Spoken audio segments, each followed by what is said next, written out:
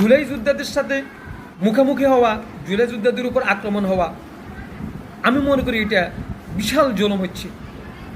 কারণ জুলুমের জন্যই বলছি, কারণ তারা যদি ওই সময় যদি গণঅভ্যুত্থান যদি তৈরি না করতেন, জীবনের ঝুঁকি নিয়ে যদি তারা যদি রাস্তায় না নামতেন, তাহলে আজকে আমি মনে করি কোনো দল আজকে ক্ষমতায় যেতে পারতো। কোন দল ক্ষমতায় যেত?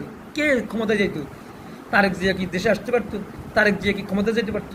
কোনো দিনও না, কোশ্চিন কালও না, যেতে পারতো না।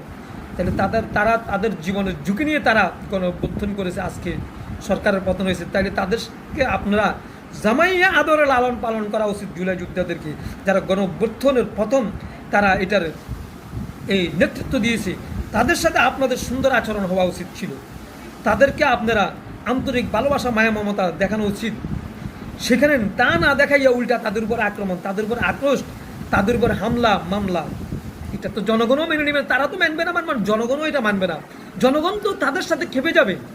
সেজন্য তাদের সাথে সুন্দর আচরণ করুন, এই কথা। কারণ তাদের কষ্ট ভুলবেন না, তাদের জীবনের রিস্ক নিয়ে তারা রাস্তায় নেমেছে। আজকে আপনারা প্রধানমন্ত্রী হয়েছেন তাদের জন্য, ওই জন্য শুকরিয়া আদায় করেন। ওই জন্য তাদের সাথে আন্তরিক ভালোবাসা মায়া মমতা দেখান, জনগণের সাথে আন্তরিক ভালোবাসা মায়া মমতা দেখান। না হয় আপনাদের ক্ষতি আপনারা টেনে আনবেন। দুঃখজনক বিষয়, বিভিন্ন জায়গায় এনসিপি বাইদের উপরে আক্রমণ করা হচ্ছে, খুব দুঃখজনক বিষয়। আমি মনে করি এটা আমাদের দলের লোক না হইলেও আমাদের গণ অভ্যুত্থানের কারণেই আজকে তারা সরকার হইতে পারছে, সরকার হয়েছে, আজকে দেশ পরিচালনা করতেছে। যদি তারা আজকে এরকমভাবে জুলাই যোদ্ধারা যদি দেশে ওই সময় যদি গণ অভ্যুত্থান যদি তৈরি না করত, তাইলে আজকে তারা দেশ প্রধানমন্ত্রী করতে পারতো না, তারেক জিয়া প্রধানমন্ত্রী করতে পারতো না, এরকম বিএনপি ক্ষমতা আসতে পারতো না। আমাকে যেই হোক ক্ষমতা যখন আসতো, কিন্তু এই গণ অভ্যুত্থান যদি না হইতো তাহলে ক্ষমতায় কেউ আসতে পারতো না। তাইলে এখন হাজারো দোষ থাকতে পারে, হাজারো বিরোধ থাকতে পারে, কিন্তু জুলাই যোদ্ধাদের উপর আক্রমণ করা আর গণভোটের রায় বাস্তবায়ন না করা, এতে মানুষ ক্ষিপ্ত হচ্ছে। গণভোটের রায় বাস্তবায়ন না করা মানে এটা আমি মনে করি বর্তমান সরকারের জন্য এটা বিশাল একটা ক্ষতিকর অবস্থা তৈরি হবে। যেমন বাংলাদেশের প্রধানমন্ত্রীকে আমি অত্যন্ত ভালোবাসি, মহব্বত করি। বাংলাদেশের 3 জন মানুষকে আমি খুব মহব্বত করি। তোর মধ্যে একজন যে আমাদের ইসলামিক গরানার আল্লামা মামুনুল হক সাহেবকে আমি খুব মহব্বত করি। আর MP, smart MP Saiduddin Hanzala, শিবসরের এমপি, তিনাকে আমি খুব মহব্বত করি। আর জেনারেল সাইডের জনসাধারণের মধ্যে হতে, যুবকদের মধ্যে হতে বর্তমান প্রধানমন্ত্রী তারেক জিয়াকে আমি অত্যন্ত মহব্বত করি। এই 3 জন ব্যক্তিকে বাংলাদেশের মধ্যে আমি সবচেয়ে বেশি মহব্বত করি। একজন হলো আল্লামা মামুনুল হক, আরেকজন হলো বাংলাদেশ খেলাফত মজলিসের এমপি সাইদুদ্দিন হানজালা, আরেকজন হলো বিএনপির প্রধানমন্ত্রী, যেই বাংলাদেশের প্রধানমন্ত্রী তারেক জিয়া। এনাকে এই 3 জনকে আমি অত্যন্ত মহব্বত করি ঠিক, কিন্তু কোনো কাজকর্মে ওই জন্য আপনাকে অনেক জনগণ সাধারণ খুব মহব্বত করে, সেই জন্য আপনি ভুল ভ্রান্তি ভুলটা কাজ করবেন, এটা তো হইতে পারে না। আপনার নেতাকর্মীদের চাপের মুখে পড়ে বিভিন্ন কাজ করবেন, এটা তো হইতে পারে না। বিশেষ করে যে এনসিপির উপর বিভিন্ন জায়গায় যে আক্রমণ হচ্ছে, জুলাই যোদ্ধাদের উপর যেভাবে আক্রমণ হচ্ছে, এরকমভাবে জনগণের রায় খুব উপেক্ষা করে চলা হচ্ছে, গণভোটের রায়কে বাস্তবায়ন করা হচ্ছে না। এতে আসলে আমি মনে করি বিএনপির দলীয়, আমি মনে করি 100% বিএনপির দলের মধ্যে 100% লোকের মধ্যে 70% লোক চায় এটা বাস্তবায়ন হোক।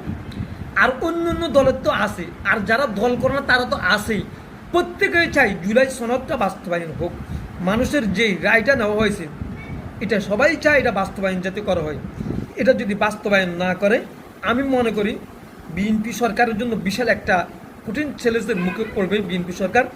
আর বিএনপি সরকার নিজের ক্ষতিটাই নিজে টানিয়ে আনতেছে আমি মনে করি, যদি জুলাই সনদকে যদি বাস্তবায়ন না করে। কারণ জুলাই সনদ এটা সবার আকাঙ্ক্ষা, সবার মনে রাখে। এতে বিগেড়ি অন্যমুখী হবে, এটি বিএনপির জন্য।